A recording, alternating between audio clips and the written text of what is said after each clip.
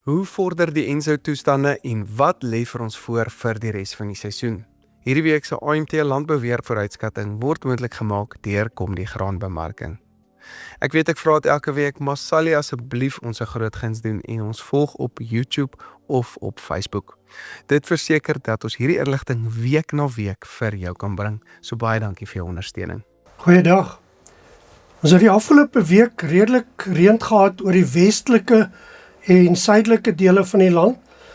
Miskien nie so groot hoeveelhede nie, maar oor 'n redelike wye gebied. Selfs dele van die winterreënvalgebied, wat vir ons plek tot omtrent 20 mm of 'n bietjie meer wat voorgekom het. Min na die Weskus toe en ons kan sien op die kaart waar die reën voorgekom het. Natuurlik, heelwat reën hou steeds aan in Namibië, oor groot dele nie, oral nie, maar redelik goed.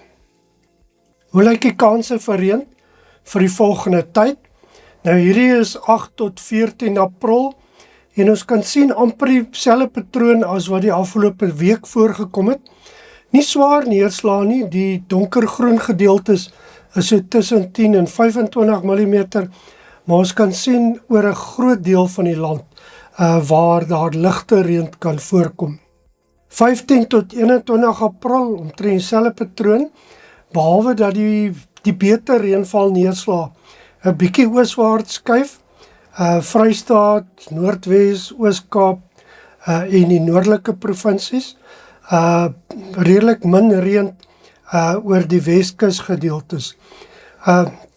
Hierdie opset is nogal 'n nagmerrie vir ons boere wat moet hooi maak, want daar is amper elke dag 'n millimeter of 2.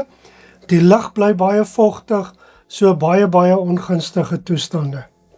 Om dit bietjie op te breek net, hierdie volgende paar die beste reënval dae, hier rondom 8 April kan ons sien hier oor die Noord-Kaap, dele van Namibië, wat dalk plek sommer redelik swaar reën kan kry. Rondom 11 April skuif dit 'n bietjie ooswaarts, hier oor Noordwes provinsie, die oostelike dele van die Noord-Kaap, dele van die Vrystaat en die Oos-Kaap. En dan hier rondom 16 April sien ons is dit heelwat meer ooswaarts en kan dele van KwaZulu-Natal, Oos-Kaap en die gedeeltes dalk sommer redelike swaar reën weer kry. Ons sien ook as ons na die langer termyn kyk, dat daar nog redelik reën op pad is, hier vir die res van April, maar ook selfs in Mei maand. En dit is hoofsaaklik vir die somerreënvalgebied. Minimum temperature het die afgelope paar dae het dit skerp gedaal. Ons kan sien temperature onder 10 grade Celsius wat voorgekom het hier rondom 7 April. En interessant as ons kyk rondom 10 April, dan is die koue lug besig om noordwaarts uit te brei. Meer oor die hoogliggende gedeeltes. Nie baie koud nie, maar temperature wat ons groei gaan vertraag. So ons is redelik by daardie punt. So opsommend, daar is nog reën op pad in hierdie volgende tyd vir die somerreënvalgebied.